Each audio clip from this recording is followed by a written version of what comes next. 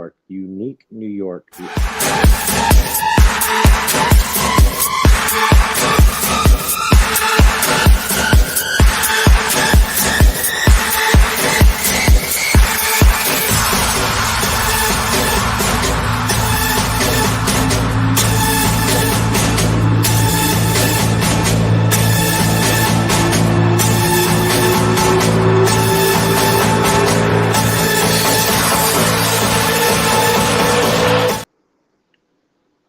Good evening, everybody. Welcome to this special Around the Ropes podcast. Now, you guys know how much I put over Dynasty. I put them over as much as I can.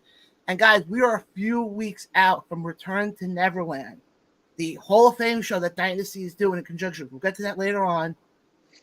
But one of the guys I want to bring on as we're getting closer to the big show is friend of the show. I've had this guy on plenty of times with his whole story with Punk. Sgt Fury. Sarge, how you doing tonight?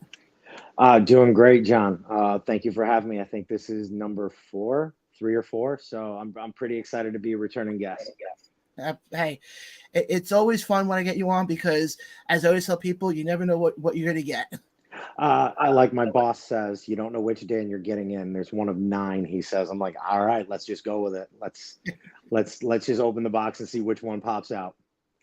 Yeah. But how you been? I know it's been a couple of weeks since I've seen you. Things have been good. On the life front, of course, finding peace is always the thing that I'm trying to do. So looking inward retrospectively, also not to sound weird, but with the 1-year anniversary of Dynasty relaunch coming up soon, looking back at the last year and reassessing how things have gone or not gone, as you will. I'd like to say that things have been pretty good, brother. Well, I want to start off with that because you brought up the fact that October 12th is Return to Neverland. Dynasty makes their return to the Waterville Dome up in Waterville, New York. Obviously, tickets are available. Go to purplepass.com/HOF. That's purplepass.com/HOF. You brought up a thing about, looking back and seeing how everything's been. When Dynasty was brought back last October, did you think in your head a year into it that you would be in the position you're in right now? No. I have a very simple way of approaching this, and it's always been, every match is your opportunity to shake the audience's hand for the first time because you're going to have people that don't know you. And we built this following through coming to Empire Live and then all of the venues that we've been able to go to in the area, Amsterdam, Altamont, and to be able to connect to new fans and have them, not just gravitate, but anoint me someone that they truly believe in.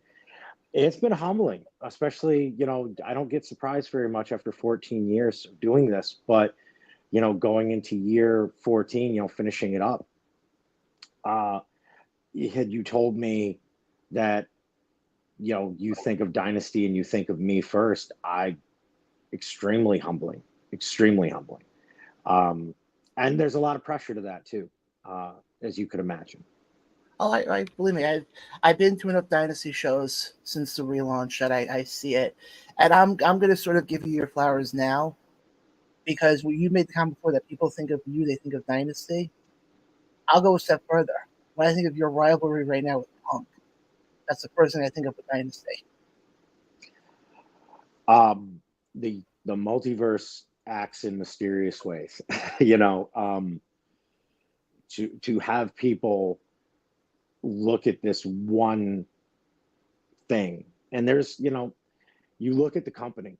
And you look at all of the different personalities, and that's one of the reasons that I gravitated to Dynasty.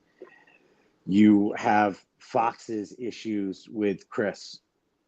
You have Johan poorly representing the country, or the company and country probably, with the way that he acts as champion already. The dude's had the championship for a cup of coffee and has only been around for 4 minutes, and some of his actions haven't exactly spoken to champion level, in my opinion. But for people to say that this is something that they love to see, because I dare I say it's real to me, you know. And I think that that's one thing that people understand, is that everything I bring is real. It comes from here. You can teach all the things you want, but if you don't have this, if it doesn't, people don't know that deep down it's real, then I think that they bulk at it. And that's one thing, is I want everyone to know, like, I'm the realest dude in the room when it comes to that. And I mean, I've seen that, in the past that we've had you on here. And I always say, and I'm not just saying that because of the fact that this podcast has, in small bits and pieces, become a part of the storyline. I'm saying in small bits and pieces, especially. I still remember the one promo that you cut after the show in Schenectady. And it was after the show, and you made some sort of comment. You're like, oh, something you said on Blaine's podcast. And I think that's when it kind of hit me like, oh, this is getting much different. It is. And, there have been, like, I don't even like calling myself old, but I'm 42. When I started, 14 years ago, social media was just a new thing. Podcasting was just starting to bubble to the top. You just started to understand what podcasting could do for individuals who do what we do this sport and do other forms of entertainment. But to also have an opportunity to kind of see someone with the mask off, and to hear someone's real thoughts about you, and understand, like, oh, like that comment kind of sucked, and realizing, oh, it hits a raw nerve. And then to have your entire, I don't want to call it a legacy, but to have your work questioned, the asterisks at the top of it, on such a open forum, it sucks. It goes back to that pressure thing I said. It probably adds more pressure onto me than most would assume is there. No, and I get that, and I've seen this, especially you go back to the first match you guys had up in Waterville, show back in April, and within 2 seconds you guys were damn near killing each other. Because I might not like Punk. I don't like him, but I have to respect him. He has no respect for me, and he doesn't like me. That's cool. I can work with you. I can work with that. I think that he is smart enough to know that what he says will probably get under my skin and hurt worse than anything he can physically do to me. It's the truth. He's tried. He's taken his shots, and they haven't worked. But I'm going to give him credit. He's been around long enough to know what does actually hurt somebody. And what hurts is the fact that he brings up the asterisks in reference to my name wherever I go. And I at least have to respect his tactic. He does it, and I agree with you. He doesn't do it the most conventional way, but he definitely gets his point across. I think is the best way I can phrase it. When we were on here together last, and he said, always a bridesmaid, never a bride, there were probably some people that chuckled at that line. But for me, and for what I have done, it does hurt to either never be thought of, or to get always this close and just never have that final moment. The finality of being able to say, okay, I was a heavyweight champion here. People are measured on the accomplishments that they've done and the titles that they've held. I've accomplished a lot. A year ago, I won the Big Jim Memorial Cup. It sits right on my shelf. I stare at that Jameson bottle every day.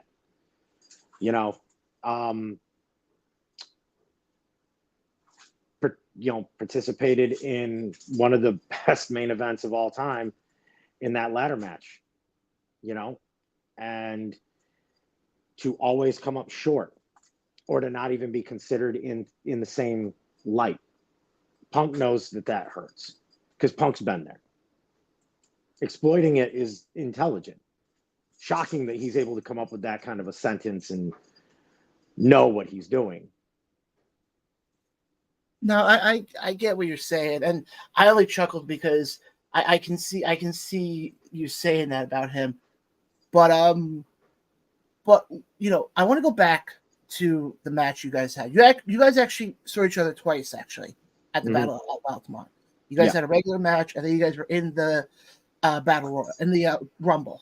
Yes. Now that it's been a couple of weeks, what are your thoughts about both of the end results of both of those matches?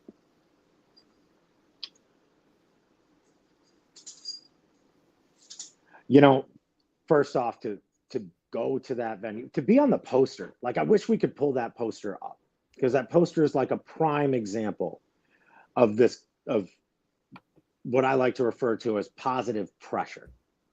Okay. And the reason why is Punk isn't on the poster. He's got no pressure. He just shows up. He asks for his envelope early. He shows up and he kind of does what he wants and then leaves. Respectable on some thing. But when you go back and you look at that poster, the first face that anyone saw was mine. And that is always something that I take pride in. And I don't feel like I delivered. I feel like, there you go, right there. First face you're seeing, dead center. Yeah, you. I don't feel like I delivered the match that I think fans really wanted that night. Diehard Dynasty fans, when they think of Fury versus Punk, they want violence.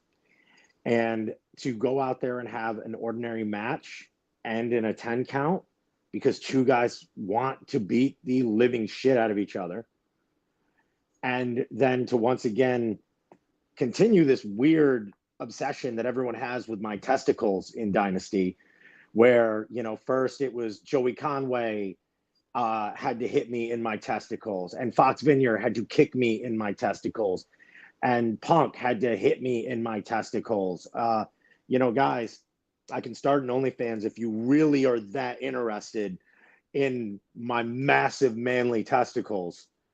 Okay, I really could. I could make it an OnlyDans account. But what the end result was, I don't feel like fans got what they wanted. And when we finally were able to get in the ring again during the Rumble match for the number one contender spot,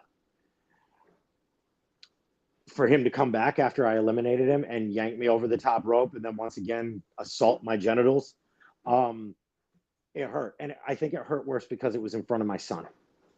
And that was the first time that my son had ever seen me wrestle and got the opportunity to see dad do what dad does best. I'm the best at what I do, and what I do is not always nice. And if I could rewind the clock and redo that entire event, I would have asked for blood. Well, if you wanted to have a violent match, you could have just had the match at All Out, and you would have been perfect. Yeah, although I don't believe in plastic bags, I don't want sea turtles to choke on them. Peace. But I look at everything, and maybe it's universal justice. Maybe it's the cosmos talking, but there's only one place to end this. There's only one way that this can go. There's only one honest avenue that this can lead through. We can address the elephant in the room and talk about the Hall of Fame show. Yeah. We can talk about Return to Neverland, and we can talk about the fact that to represent the International Pro Wrestling Hall of Fame and go out there and be the company that has their show on their induction weekend is a huge deal. A lot of eyes in wrestling are going to be on that Hall of Fame. And more importantly, our show. And there's no one that represents this company more than me. There's no one shy of Chris Envy who loves this place more than me. I say anyone. And I think Punk knows that too. And so, John, if it's cool, I'd like to take a second to talk directly to two people. Yeah, well, before you do that, I just want to put up the poster quickly of Please Return to Neverland. Guys, information is right there, available for your tickets and all that stuff. Would you like me to? I can put you on full screen if you like. Yeah. Okay. Give me 2 seconds on that one. What was yours? Chris. We've known each other for damn near 12 years. And I've never asked for much. In fact, I'd like to say in 99.9% of the locker rooms that you and I know that we have been in, I'm the most giving. I don't ask. I don't politic. I don't create a title just to be able to carry it around. I'm not that guy. What I am the guy is I'm the guy who wants to lead your company. But I cannot lead it as long as this shit with Punk continues. So I'm asking you directly, Chris. I don't care what type of match you assign us. I don't care what level of brutality we need to go to, because believe me, I'm pretty sure Punk and I are willing to go there. But I'm not asking you as Sgt. Fury right now. I'm asking you as Daniel Roberts. Please, a Return to Neverland, Chris, give me Punk. Let us finish this. And to Punk, I know you're sitting there with your Coors Light, sucking them down, the working man hero crap. Strip it all away, Punk. And it's just Daniel versus Robert. And I'm looking at you right now because I know that you're watching this. When Chris makes the match, you say yes. Because I don't care what kind of match it is, no matter the outcome, at the end of this, the better man wins. Wow.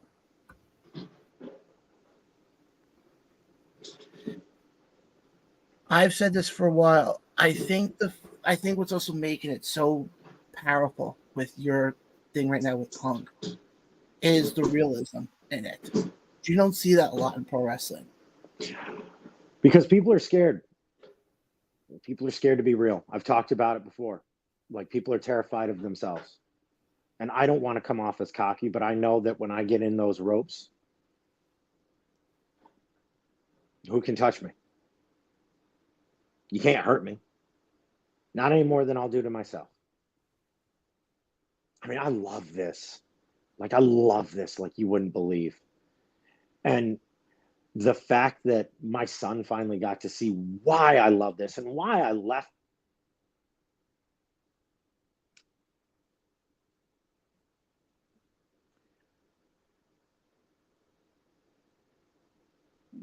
From the time my kid could understand what Dad did, all he knew is that Dad was leaving to go do this thing.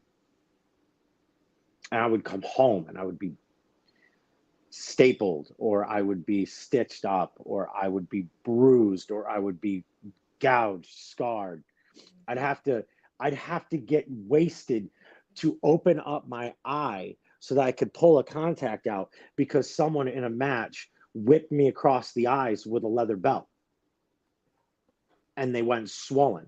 And the only way I could open my eyes to get the contacts out was to be so obliterated drunk. And that's what my kid had to see. And I know my kid hated it.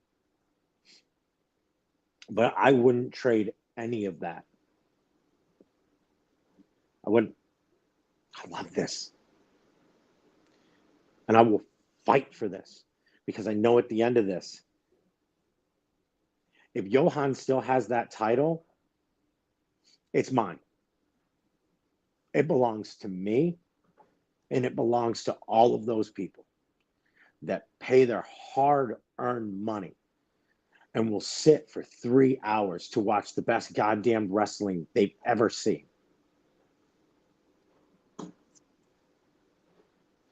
It's real. And believe me, you don't have to tell me twice about that. I've been to a lot of Dynasty shows, and I think since the relaunch, I think I've missed maybe one show. And the only show I missed was the one in December. Yeah, I'm glad you missed that one. That one was a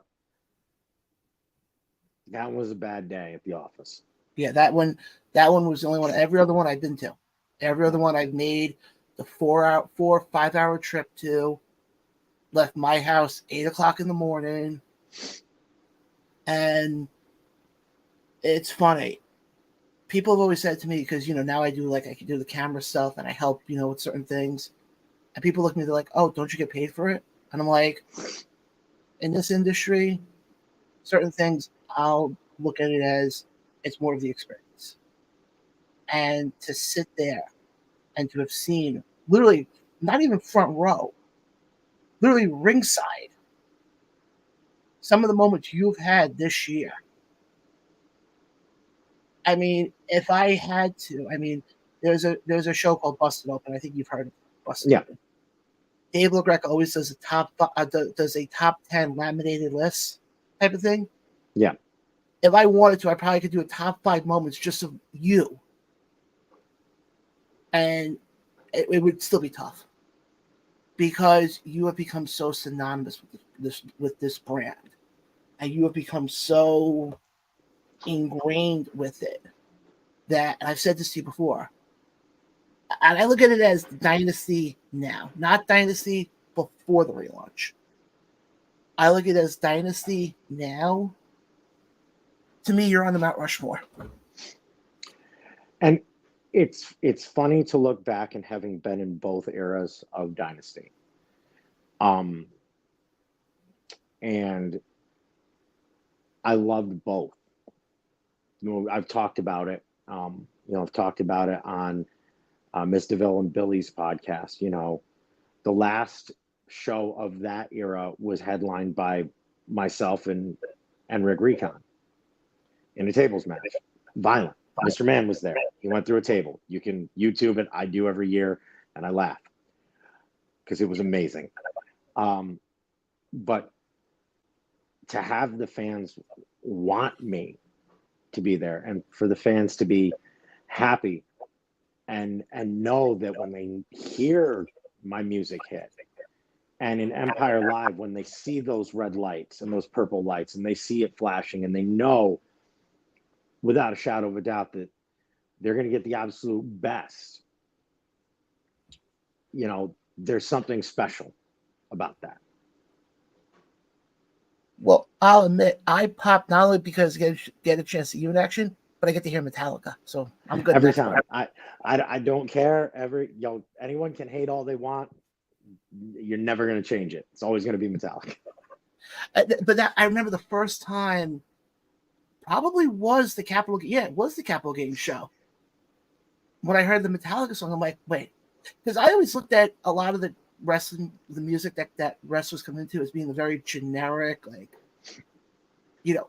and then also when I heard Metallica, I'm like, I've heard that song before. The choice of song matters to me because you carry your roots with you, and to the core of who I am, I'm still that 15-year-old kid flipping between channels, watching Raw and Nitro in a Metallica t-shirt, dating the hottest chick in school. Luckily, I had charisma. I don't know. Or maybe they knew what, the Dynasty locker room knows about my massive genitalia because they keep on trying to hit it. But, it's one of these things where I look at it from the perspective of I would rather be authentically me and happy than faking something, trying to make people believe that I'm something I'm not. And at the end of the day, I love this, and I'm a fan. I believe me, I get that. Going back to the whole thing with all them kicking you in the balls, might I recommend a cup? You know, I think if I did, I'd have to get one like Goldberg had in The Longest Yard. It would have to be. I mean, photos have been edited because of the tightness of the leather pants. I don't know. Maybe they just. It could be jealousy. It could be that their girls are in the audience and they know that they'd rather go home with a genetic specimen like myself. I mean, it could be a lot of things. It could be a lot of things. I will. We're not at Halloween yet, but I will put that on my Christmas wish list. Dan wants a candy cane protector. I was gonna say, here's the perfect match. The whole match, don't kick you in the balls. Yeah, like can you go the whole match without kicking Fury in the balls? If you can, you are on a very tiny list. Tiny list, people. Get your minds out of the gutter.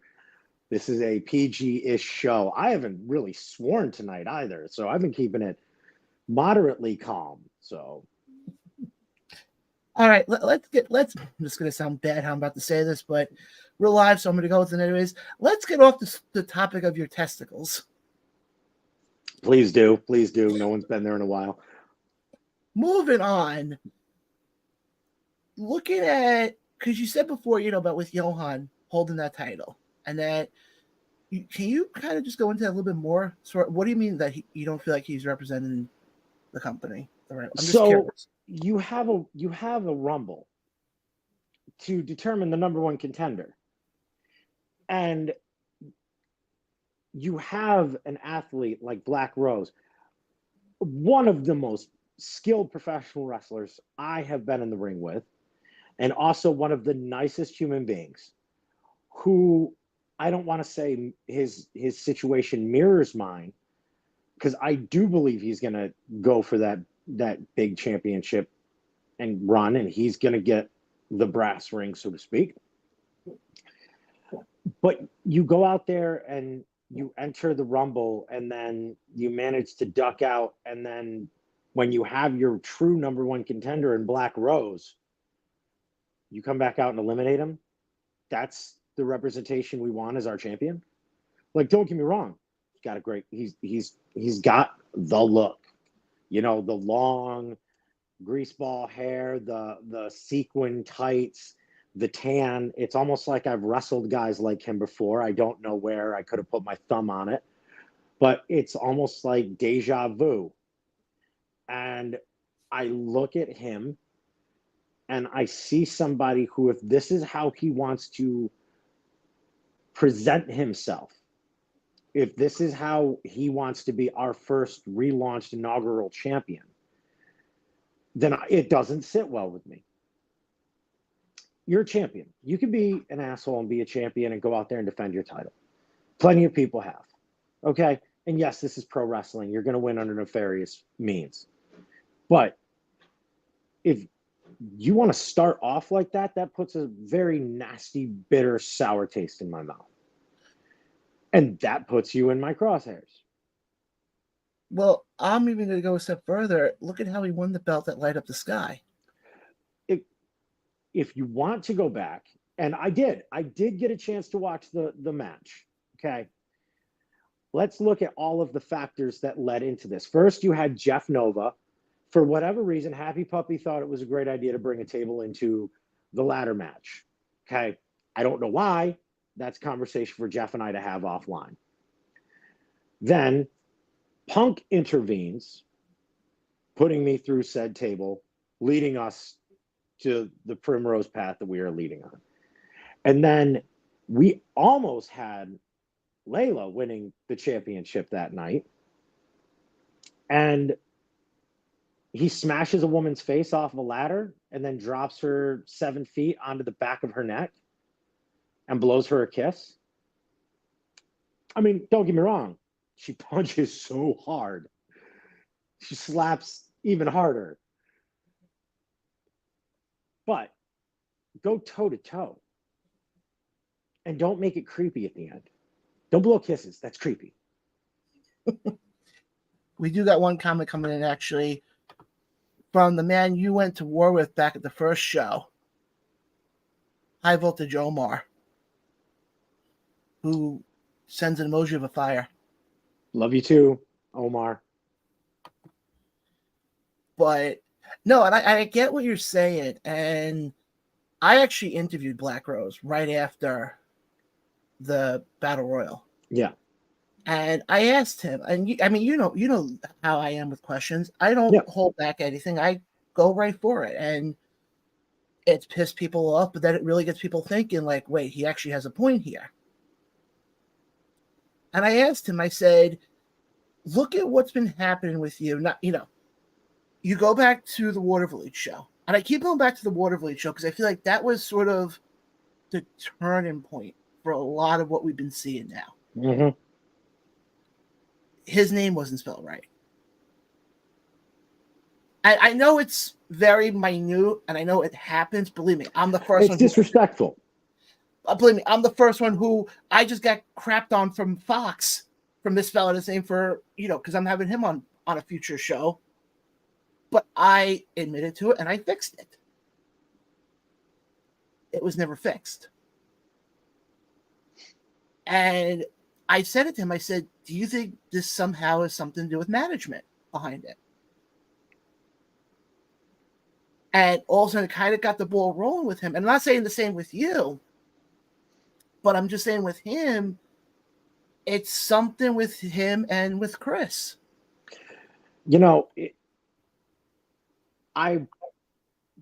A lot of people might not like what I'm about to say, this next statement. So bear with me. I'm not always the most popular person. But, Jordan Peterson did an interview one time. And he talked about oppressed versus oppressor. And if you look at any boss and employee situation, who do you think is more oppressed? The employee or the employer? If you look at it in any employment situation, you have one manager, maybe two, versus sometimes hundreds of employees, right? Yeah. Dozens, if not hundreds. Okay. At any given point in time, any or some of those employees, or a majority of them, can have a thermonuclear meltdown, and all of a sudden, like, it is the worst thing that's ever happened. If you've worked in manufacturing, you'd understand this, okay? Even if you've worked in small teams, one manager for 7 or 8 people, you're still trying to coordinate. Chris has the unenviable task, boom, that was a good pun, of having to control so much. He's fighting for venues. He is, fighting bad press in the wrestling world, which we have seen. It was all a dream. We have him trying to reach out and find the best talent. You have talent that gets injured. You have talent that gets sick. You have talent that gets arrested. You have individuals that have megalomaniacal egos, not calling anyone out. But what does the Fox say? And then you have all of these things. Would I like to believe that it was just a simple clerical error for Black Rose? Yes. But if you notice, since that Watervliet show, he has been on every single card. Case in point, sounds gay, I'm in. He was on there, 4-way match, really fun stuff. Okay, he was at the Battle of Altamont. He was on the poster, right? He was a good looking man on the. Was he on the poster? No. Here's the weird part. Okay. Okay. I'm going to go back to the poster here in a second. Please do. Because originally he was on. Okay. Then this isn't a Mandela effect, correct? No, because originally, and I would have to go back to the older versions of it. Okay. Because I remember seeing him. Okay. Yes. Go back. You just brought up the Sounds Gay I'm in. You remember where he was positioned on that one? Not exact. I know he was in the Fatal 4-Way with myself, Jeff, and Benjamin Blackwell. Yeah. He on the poster, He was in the back, and somebody made a comment. He looked like Oscar the Grouch. Is it strategic? Maybe. But if I were Black Rose, and I'm not, but a little bit of my opinion, shove it down their throats. Use it. Use it. Use being upset about this stuff to have the best matches. Go out there. Challenge Johan. I mean, I'm not married to the idea of it having to be Johan versus Fury. It could be Rose versus Fury for all I care. But when guys get upset, there's two things you can do about it. You can complain or you can do something about it. And I want people to listen to this next statement because I want some of you guys and girls who are listening to take this to heart. You can either beg for a seat at the table or you can leave and build a goddamn table of your own and sit wherever the fuck you want. Do you understand what I'm saying? Yeah, I get what you're saying. There's a lot of guys and girls. If you don't like where you're at, go build another table. Go build it elsewhere. And Rose has an opportunity to do this, at Return to Neverland. He could throw out that challenge. Take your destiny into your own hands. Sometimes you have to. Yeah, no, I agree with you. I agree with you because, and again, I'm not trying to start anything. I'm just saying this from an outsider's perspective, and you can tell me if I'm wrong on this. I feel like a lot of times wrestlers are afraid to say something because they're afraid they're going to get heat from promoters or whatnot. To me, if I'm just putting it, if I was in that position, there's truth to that. You're afraid of losing a booking. You're afraid of getting replaced by someone who probably isn't as good as you. But because they're willing to politic or whatnot, sometimes that occurs. It's a dirty part of life. It's the same in the business world. It's the same in the fitness world. It is the same in a lot of places. It's the same at convenience stores, for God's sakes. I've seen convenience store clerks slit each other's throats for 15-cent shift differential, for God's sakes. So, you look at it, and there's always going to be that. Is there a fear? Yes. But you kind of have to be a dick to get your point across sometimes. And sometimes it has to be as simple as, okay, if I'm not getting the attention I want, I'll go elsewhere. It happens.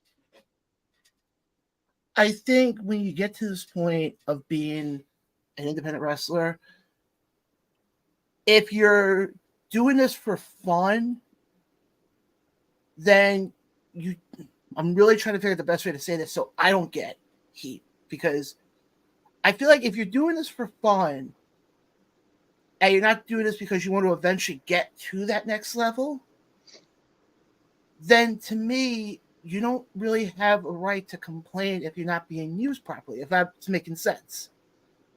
I understand what you're saying. I think that people do this for their own reasons. Yeah. You can dissect the reasons people do it. Some people do it because it's great for their mental health and they have a desire. Some people do it because, hey, it lets them be a superhero for a weekend.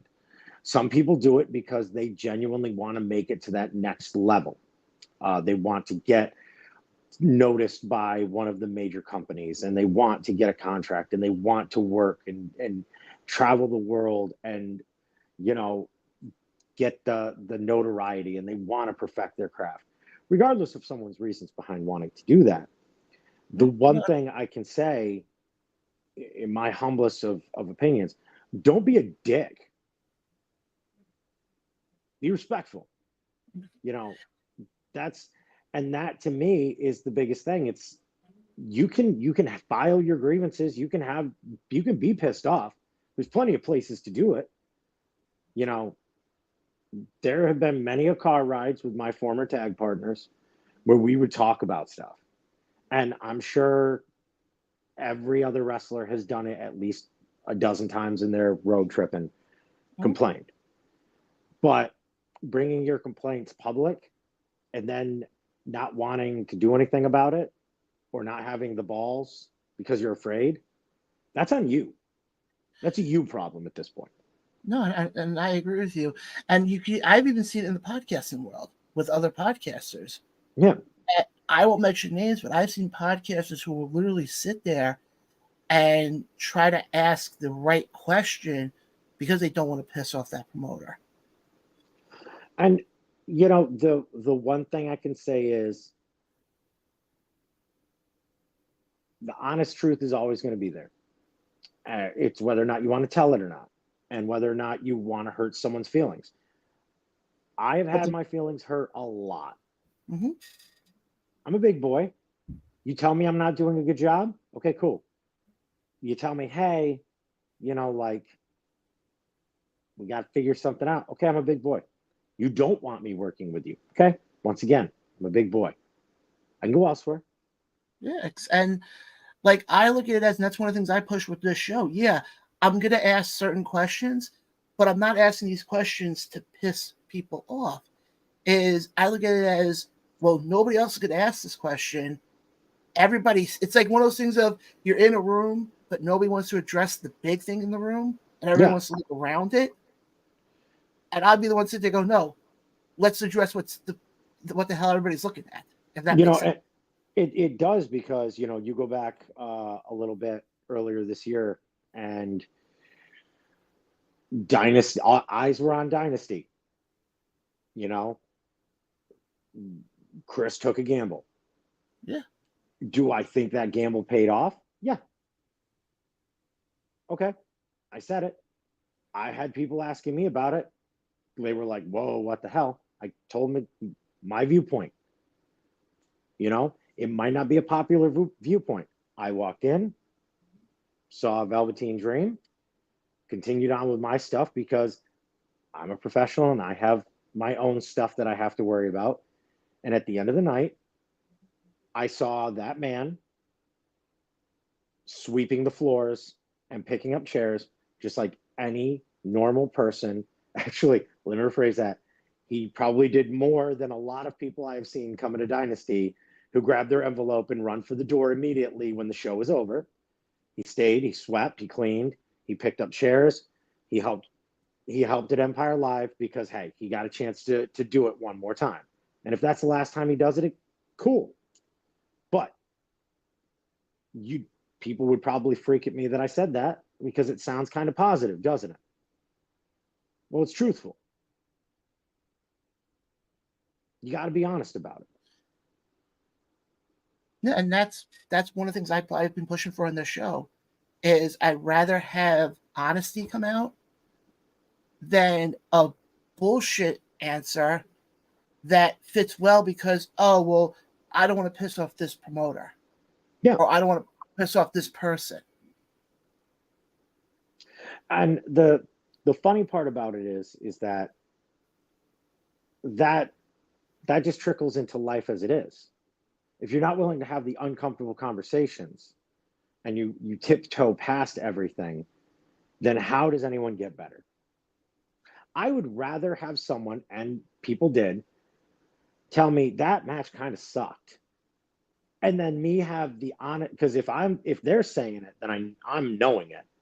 Let's go back to December. Once again, that match still isn't anywhere to be found for a very good reason. Probably the worst match I've ever had. Okay. With your face. It was Joey Conway, but there was a lot of factors going into that. Relationship issues right at that showtime. I was filming a movie. I was wrestling. I was trying to fix a relationship. I was working 40 something hours, waking up at like 3:30 in the morning, training, trying to be a father, attempting to be a future stepdad. Like, there was all these factors. I wasn't able to put the care into myself and the training needed to go against someone like Joey Conway. And that match sucked. It was awful. And the worst part is that when you have people calling you up that you've known for 14 years, saying, hey, I need you to come to my house because we need to talk about that bullshit that just happened this weekend. That's a real friend calling me saying, hey, we need to have a real conversation because that wasn't you. And that's the one thing I always tell people, and I've said this for so long. I would rather have somebody tell me, hey, you screwed up here, than me not get told, continue to screw up, and either eventually lose the friendship, because that's happened to me plenty of times. Yep. Where I've had people never say anything to me. I continuously do what I did, and all of a sudden I find out, oh, well, it's because you did this with this. And I'm like, to me, it's really bad. Got another comment coming in here, actually, from Maverick, who says Fury owns Punk. Thank you, Maverick. You're the man. I take back any bad things I've ever said to you in your face. Thank you.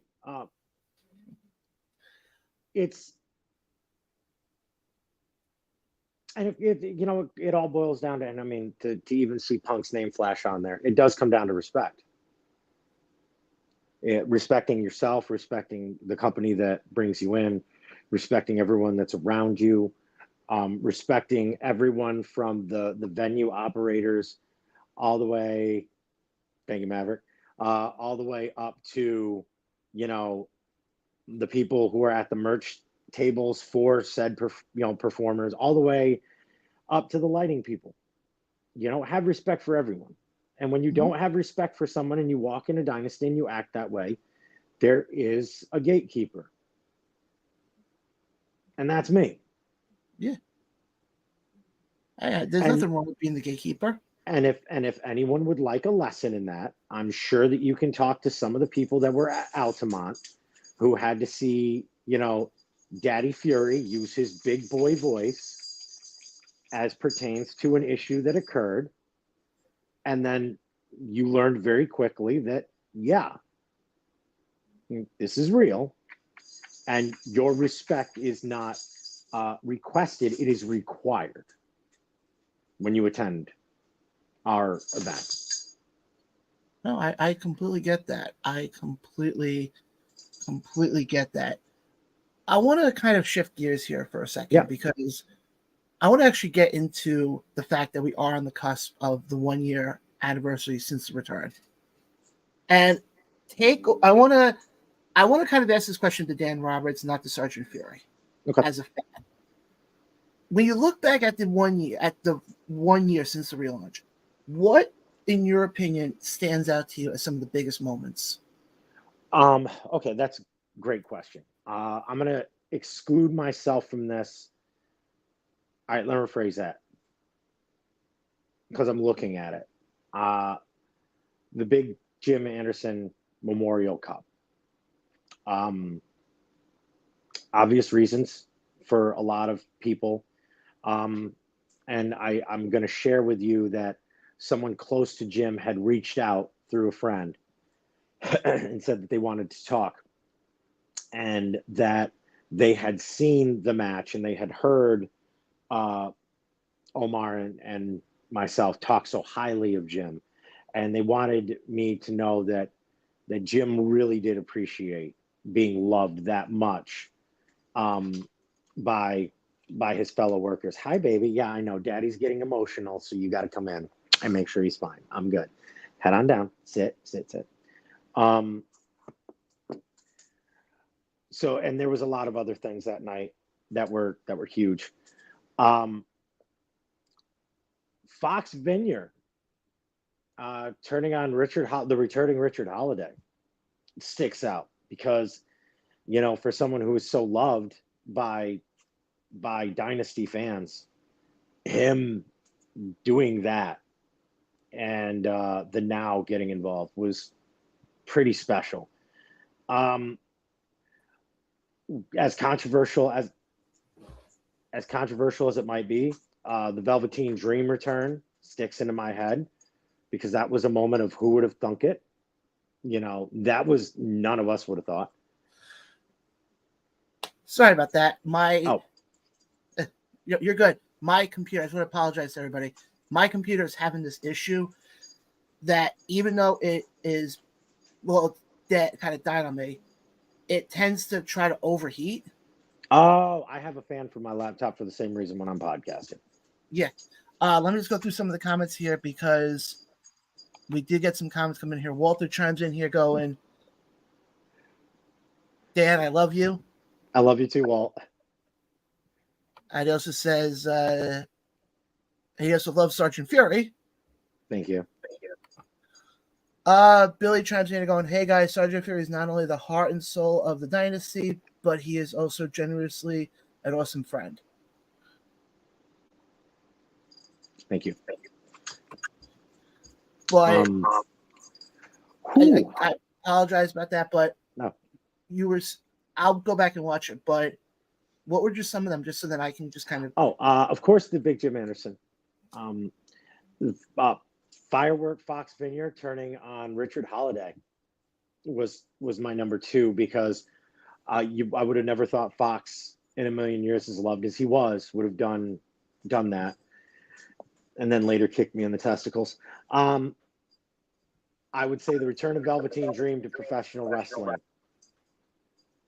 You can't argue that. That was huge. I would say the entire Schenectady Pride show is a memorable moment. Just because to be around that atmosphere, which is not necessarily once again, Dynasty going places that you wouldn't think us to be. I would go back and do a show like that next year in a heartbeat. So they were not your typical thought of wrestling fans, but hundreds of people, continued from there, from the event, and just stayed there to watch really great pro wrestling. And it was really cool. And, very special moment. I finally got to work with Benjamin Blackwell at that show, but that's beside the point. And I think if I were to round out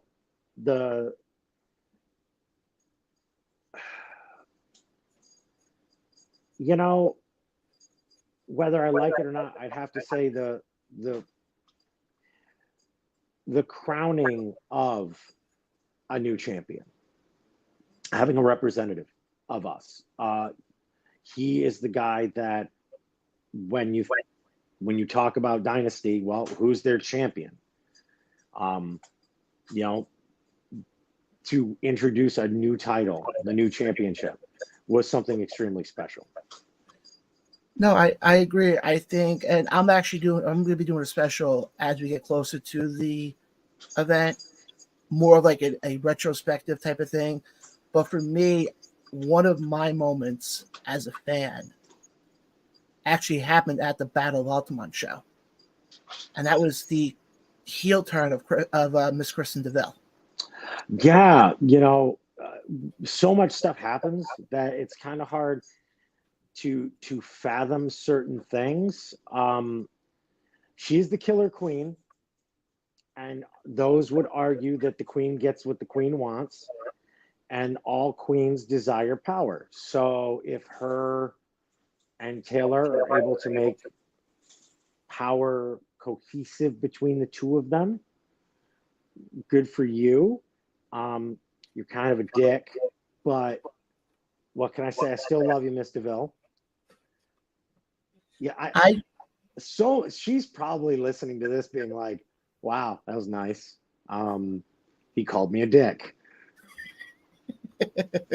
Hey, at least you didn't do what I did. And during the Dynasty week, I had Johnny Patches on. I think it was Dynasty week. I had Patches on, and we were talking about something. I don't remember what it was. And I may or may not. You can go back to the video and see it for yourself. I called Kristen old, and I kind of heard about it when I finally got to the show. Why did you make the cardinal mistake of calling out a woman's age? I'm not afraid of her.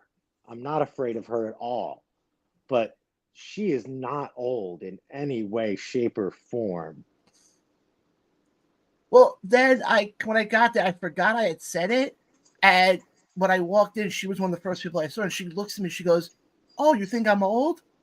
I'm like, "What are you?" I'm like, "Oh, yeah." Yeah. About that. Yeah, you're gonna get your ass whipped eventually for that one. Oh, I've already gotten into a ring, actually. And got, no, funny story. I don't know if you know the wrestler Anthony Gangone. I don't. He wrestles a lot in Jersey. He wrestles occasionally in upstate New York. Okay. There was a company called Titan Championship Wrestling. Okay, I know of it. Yeah. Well, there is a video circulated, not a video circulating because I know of the video because I'm involved in it, where I got asked to do the in-ring announcement. And I give the ring announcers a lot of credit because in the ring, I'm basically told, here's a mic, you're standing on in Seaside Heights in the end of the summer, you have an entire crowd of people you have to make this announcement for. So I said, okay, fine, not a problem. And all of a sudden, it was for Anthony Gangone's new team called Devout with two other wrestlers. And Gangone comes into the ring, puts on, he has like a weird mask he puts on. And I can actually sit there and admit, I took a mandible claw. That is one thing I have never taken, mainly because I would bite someone's fingers. I do not want someone's dirty, filthy hands in my mouth region at all. Actually, can't do it. I actually have the video in here. All right, shoot that shit. Let's see it.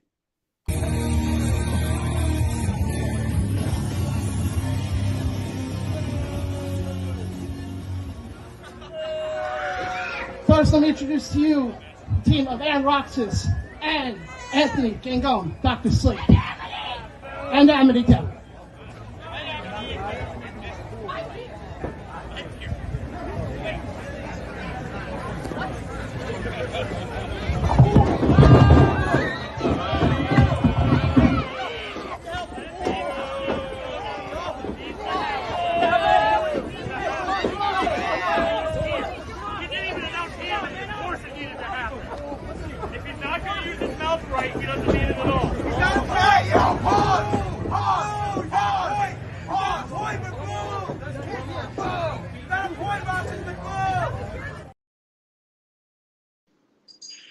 Yeah. Listerine afterwards. Okay, good boy. Yeah. The funny part is, I had people who looked at me. Now, I will admit, I've had zero in-ring training. I'll be the first one. But again, I don't say that to be disparaging towards wrestlers. I just be that because I'm honest. I've never had any in-ring training. You know, I had people who came up to me after that moment and looked at me, they're like, you must have been training for years. The smoothness of his mandible claw. But my question is, how did you not see it coming? Because I looked, as soon as he held his hand up, I was like, brother's about to do something. And then instantly he was like, pow. Well, here's the thing that everybody said that made it look perfect. It was one little thing that I did. The legs wailing. Yeah, I was about to say, you kind of looked like a crappie on a boat where you were just like flopping all over the place. Hey, I heard other people who said to me, who when they saw the video looked at me, they're like, you look like a beach whale out of the water. That's me. You know what? You people are dicks. That seems to be the theme of this show. You did good. I liked it. Thank you. And then the funny thing is, the comment I said was, yeah, if I'm taking another spot, it's going to be a long time till I do that again. Yeah. The rings hurt, don't they? Well, the funny thing is, I didn't, because I think the way because his hand was kind of on the, kind of pull back the curtain a little bit. His head was on like back of my head. So I didn't really feel anything. And I went, and the thing is, like, I sold it. I cut that part of the video off, but like, I'm coughing the entire way back. Oh, you had a man's fingers down your throat. I'd be coughing too. And the only thing I will say, they later then put out a top 10 list, top 10 moments, like almost like how SportsCenter used to do it back in the day. Yep. And I'm watching this thing. I'm like, yeah, there's no. And then I saw it. That's about me number 3 in the show. What was his Dr. Smiles? Doctor Sleep.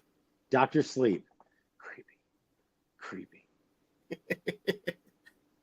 There's a backstory to that, and at another time I'll explain to you the whole backstory to why he did that to me. I'd love to hear it. Oh yeah, well, I'll explain to you off air because it's a little bit of a backstory to it. But no, like I said before, getting back to Dynasty, to me, I think Kristen turning heel has to be on that list. And I think the other thing also is that main event of Light Up the Sky. That one, you had a lot of different personalities in that. And I think you got a good chance to see what the future holds for the company, and the future's bright. Yeah, no, and I think the fact that and the thing also with Dynasty, and we'll wrap up with here. You know, it's not like in certain companies where it's like, okay, well, these 2 guys are the main event, and these 2 guys are going to be the main event for 6 months. Show to show, the main event could always change. Yeah. Whoever gets put into that position, either it be you, Fox, Blackwell, Nova, you're going to get a stellar main event. And I think that that's one of the points of pride is there's not a monopoly on who could be the main event. Do I believe the championship should always be the last match? Yes. But do I believe that there are times where the championship can take the back seat depending on the main event? Yeah, I've seen it before. Been there. So that's one of the things, is that management recognizes the talent and allows the talent to exist in a world where they're able to show everything that they've got. And it's fostered. It's not stifled. It's not held down. No, and last question I got for you, and this is going to be kind of a tough question. We're at the 1 year mark, because I basically say we're at the 1 year mark now. Yeah. What does year 2 and the future hold for Sgt Fury in Dynasty? Great question. I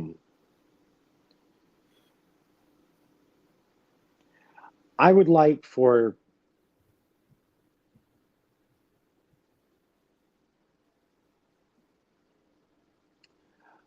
whatever fans expect of me to be the wrong expectation. And I would love to continue to raise the bar and continue to raise fan expectations of what they're going to get. And I think that all that needs to happen and the finality with Punk for that to continue.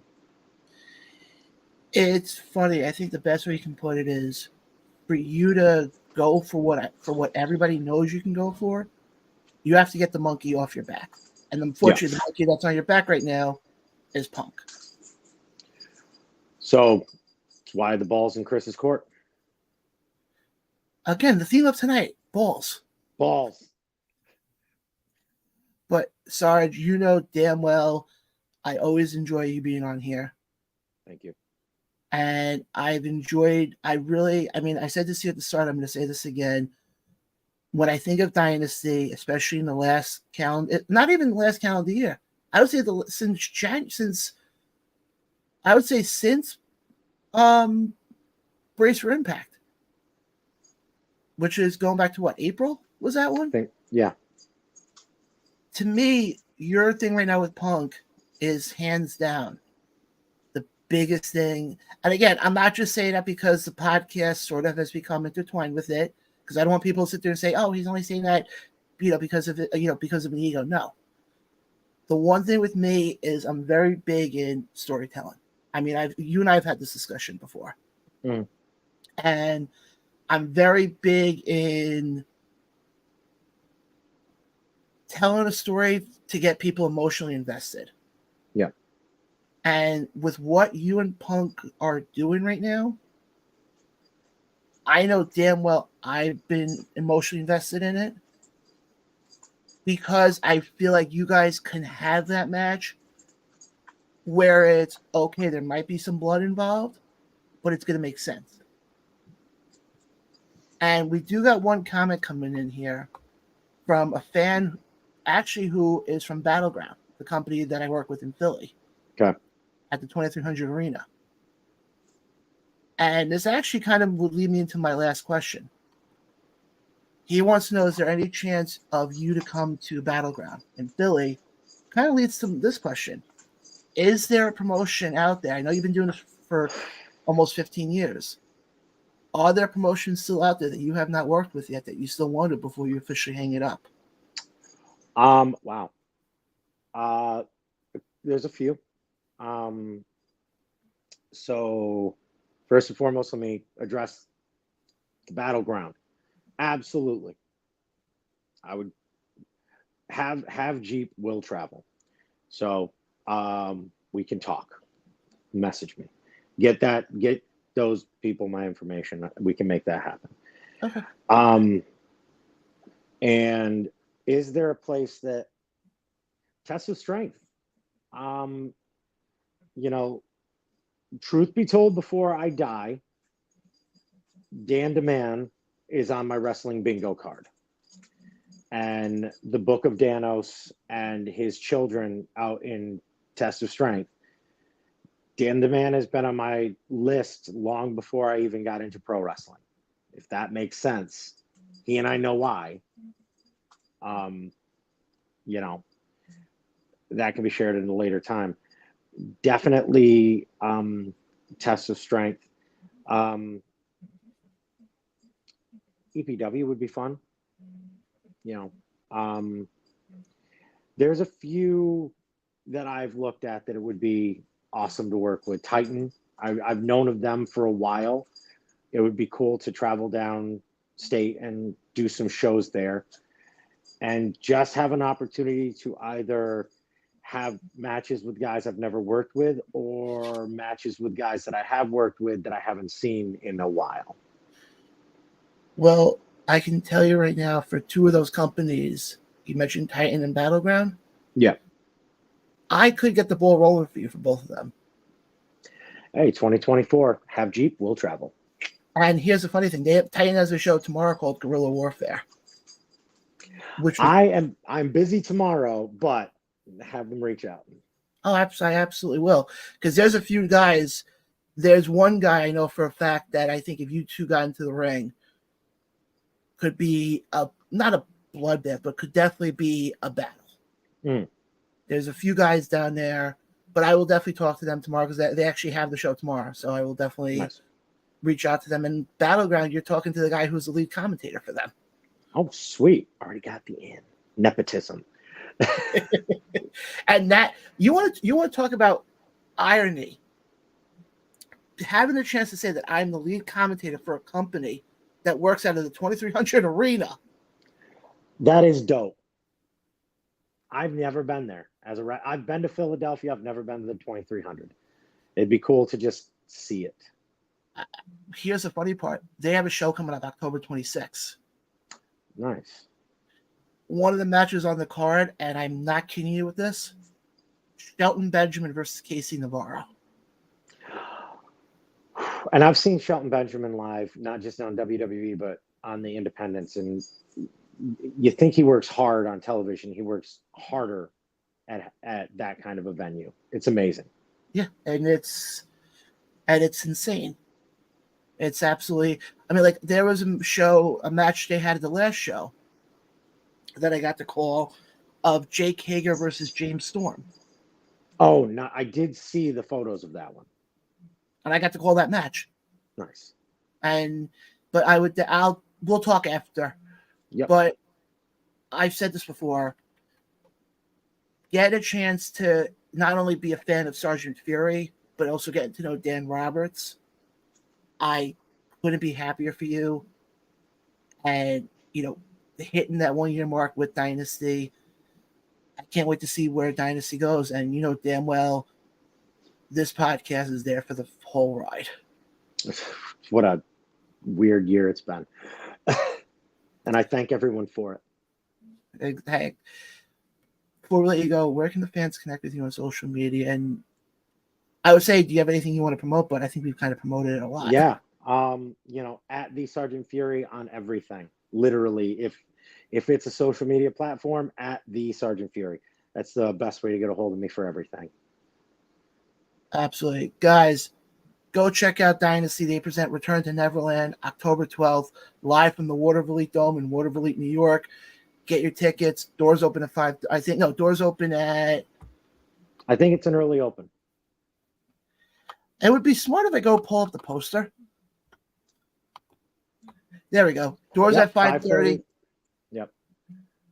Bell time's at 6:30. And guys, the thing also with Dynasty, if you've never been to a Dynasty show, I know a lot of times shows get let out late. I know that for a fact. The one thing with Dynasty, you can go to a show and you're out by 9:30.